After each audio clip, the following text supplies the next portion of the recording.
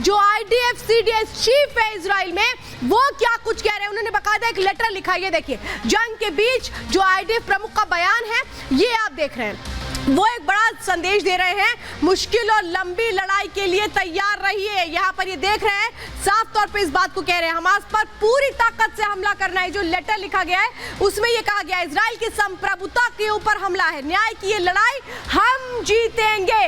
तो यहाँ पर एक बड़ा संदेश दिया गया है IDF के सैनिकों को, उनके मनोबल को यहाँ बढ़ाया जा रहा है। ये जो लेटर लिखा गया है वो इसीलिए लिखा गया है, जंग के बीच ये IDF प्रमुख का बड़ा बयान आया है, लेकिन जंग के बीच आज बहुत सारी तस्वीरें भी सामने आई जिनके बहुत बड़े मायने। उस रिपोर्ट देखिए।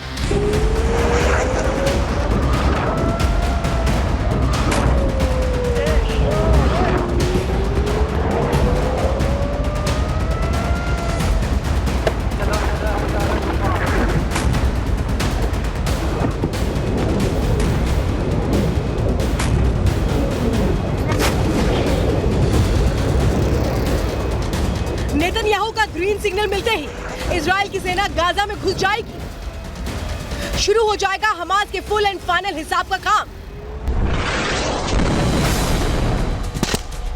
गोलियों की तड़तड़ाहट और तोप की गर्जना से गाजा की गलियां गूंज उठेंगी। हमास के हर हैवान का पूरा हिसाब होगा, लेकिन हमास का खात्मा इतना आसान नहीं होने वाला। गाजा की धरती पर कई बड़ी चुनौती इजराइल फोर्स का इंतजार कर रही है। आतंकियों ने एक ऐसा जाल बुन रखा है जिससे निपटना बेहद मुश्किल होने वाला है।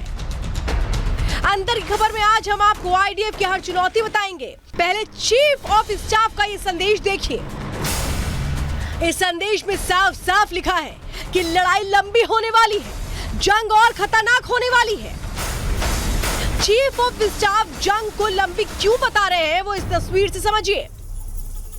गाजा पट्टी में आतंकियों ने एक ऐसा नेटवर्क तैयार किया है जिसकी वजह से ताकतवर सेना को उनसे निपटना मुश्किल होने वाला है।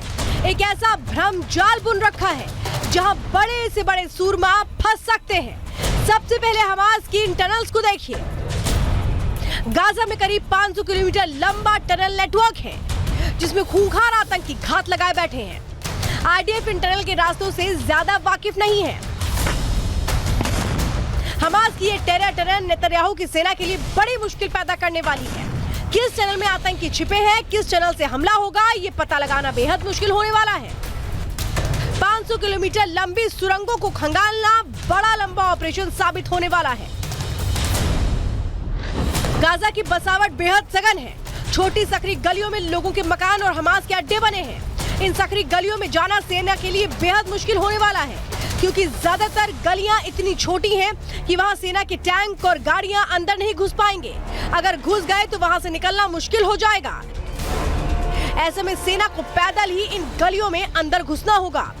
घात लगाए बैठे आतंकी सैनिकों को निशाना बना सकते हैं, टैंक और वाहनों पर कब्जा जमा सकते हैं।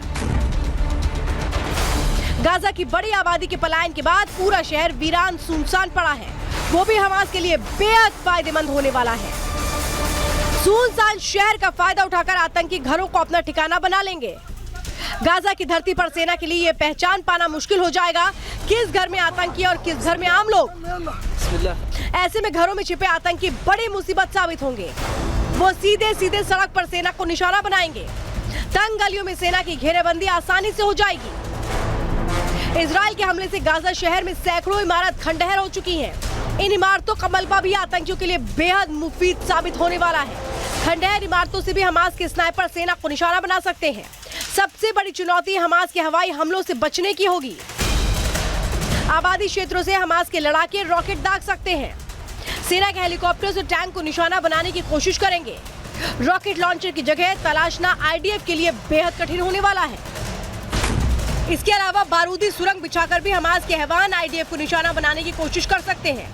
ईरान से मिला गोला बारूद सेना को सड़क पर बिछा मिल सकता है। कुल मिलाकर गाजा की धरती पर लड़ाई बेहद कठिन और लंबी होने वाली है। एक ऐसी जंग होने वाली है जो शायद पिछले कई दशकों से नहीं देखी गई हो। एक तरफ नेतन्याहू की फौज होगी तो दूसरी ओर बिलों में छिपे हमास के लड़ाके। Bureau report, Republic Bharat.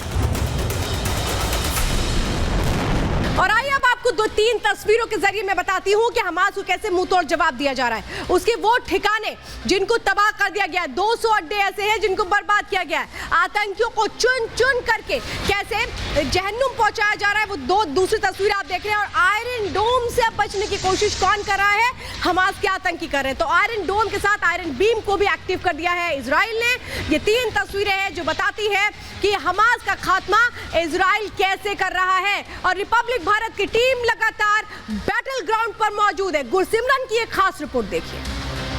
जमीनी लड़ाई शुरू नहीं हुई है, लेकिन आप मान के चलिए कि जमीनी लड़ाई की तैयारी में कोई कसर नहीं बची है। जैसे ही हम बात कर रहे हैं, यहाँ पर चंद मिनट पहले ही काफ़ी मात्रा में सेना जो है वो फॉरवर्ड इलाकों पर भेजी गई थी और फॉरवर्ड इलाकों से लगातार सेना की टुकड़ियां जो हैं वो ऑपरेशनल बेस पर आ रही हैं। तो हर मिनट में आपको यहाँ पर सेना की मूवमेंट देखने को मिलेगी कि बिल्कुल साफ है कि अब सेना जो है पूरी तरह से तैयार है इस ऑपरेशन को अंजाम देने के लिए। बस एक जो हरी झंडी कहा जाता है वो उसका इंतज़ार है। हाँ, आप देखिए कि किस तरह से जो जो आर्मी पर्सनल्स हैं वो यहाँ पर पहुँच गए हैं और अब ये वो हथियार हैं जिनका इस्तेमाल किया जाना है। आर्टिलरी शेल्स में जो टैंक्स यहाँ पर भेजे जा रहे हैं उनमें ये इस्तेमाल किया जाना है। ये असला बारूद बड़ी तादाद में सरहदी इलाकों पे भेजा जा रहा है ताकि जल्द से जल्द जो जवान सरहदी इलाकों में तैनात हैं उनके पास ज़्यादा से ज़्यादा आर्म्स और एम्यूनिशन पहुँच पाए।